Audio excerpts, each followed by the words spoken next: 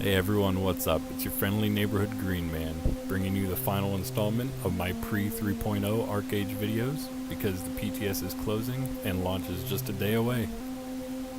So before we jump headlong into the Arcadian Sea, let's take a moment to enjoy the scenery and get a look at the housing zones for both West and East continents. Now I just want to mention, as I recorded this, it became clearer and clearer to me just how much of the open space is buildable, and it was a whole lot of it.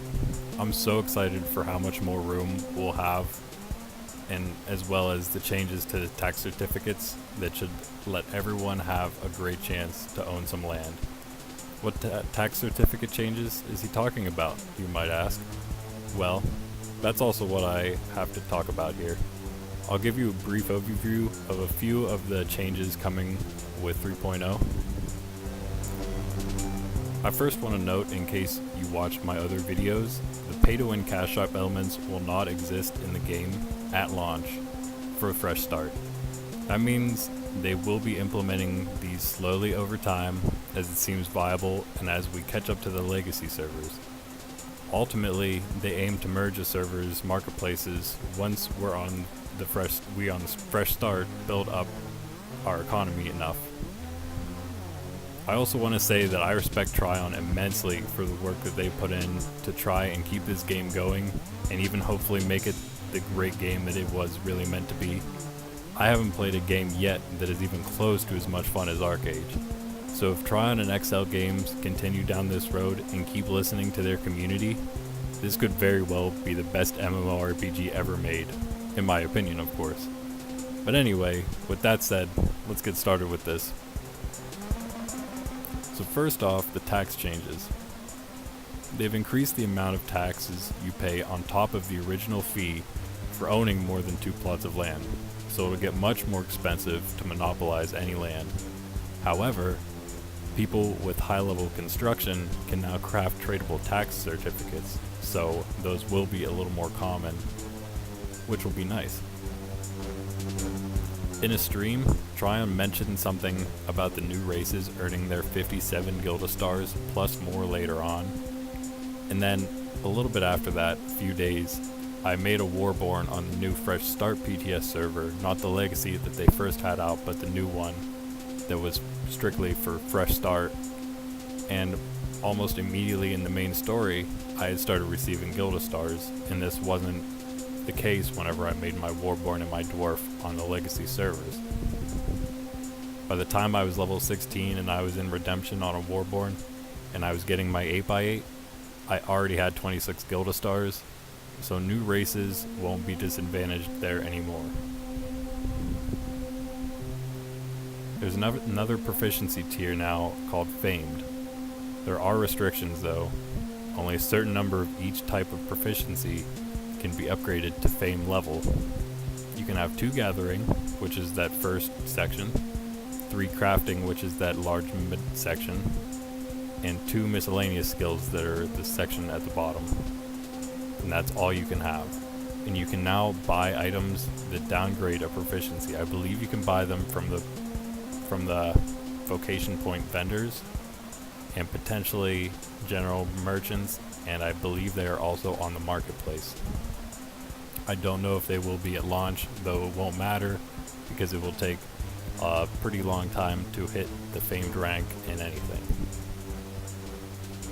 There have been a few major gold reductions.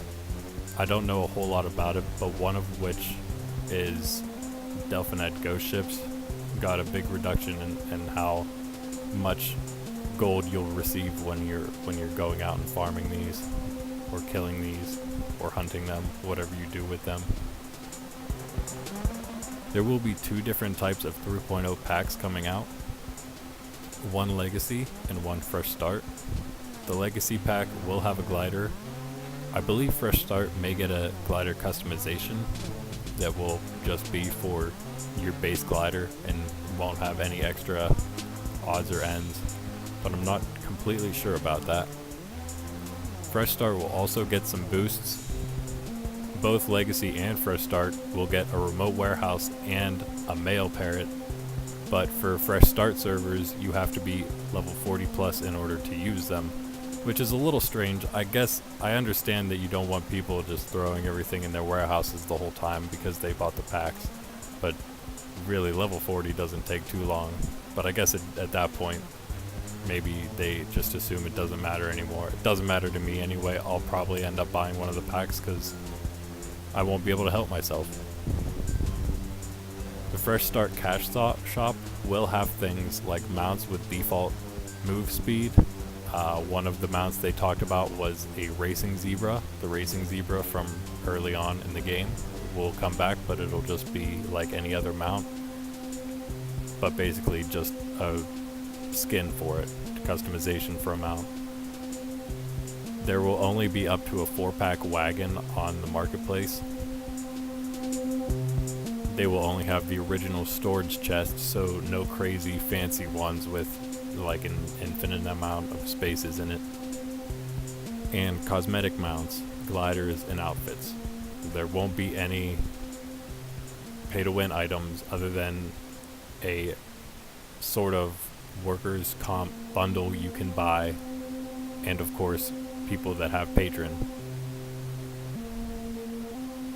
There will also not be any companion crusts, so you can't immediately level a mount up. Any founder joining Fresh Start can go to the site to find out how to get your founders pack for Fresh Start, or Legacy too, I believe they said. You can also go there, go back there, and get your founders again on a Legacy server. Public farms can now support any type of plantable or animal that is purchased from vendors with silver. So anything that you can buy from your husbandry vendor or your gathering vendor now is your seed and sapling merchant together. Anything you can buy from those two vendors will be for silver, and they will be able to be planted in any public farm. I mentioned in a previous video that it seems my family dailies are really one of the only ways to get vocation points in the new vocation system. Well, it seems that you may also be able to earn vocation from the daily quests given by your farmer's workstation.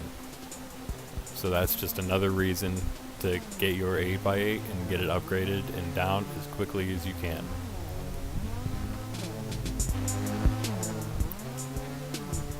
That's about all I have for updates. So last thing, I just want to mention a few other YouTubers out there that you may find helpful if you're looking for a little more information on Archeage. Of course, you can always visit Tryon's Twitch or their YouTube and find videos and their recorded past live streams and everything, and you'll find plenty of information from there. But a few YouTubers, Cry, Shibalicious, and Kembeck, are all some that you should have a good bit of Archeage content for all of you. So drop by their channels, I'll link them in the description, and be sure to drop them some likes and subs, because it's the right thing to do. Remember that. But anyway, that's it for me. Make sure to hit that sub button to see all the Archeage content that'll be flowing out onto my channel like sweet nectar. But for now, I'm the Green Man. Enjoy the rest of this video and the nice scenery, and keep it real out there.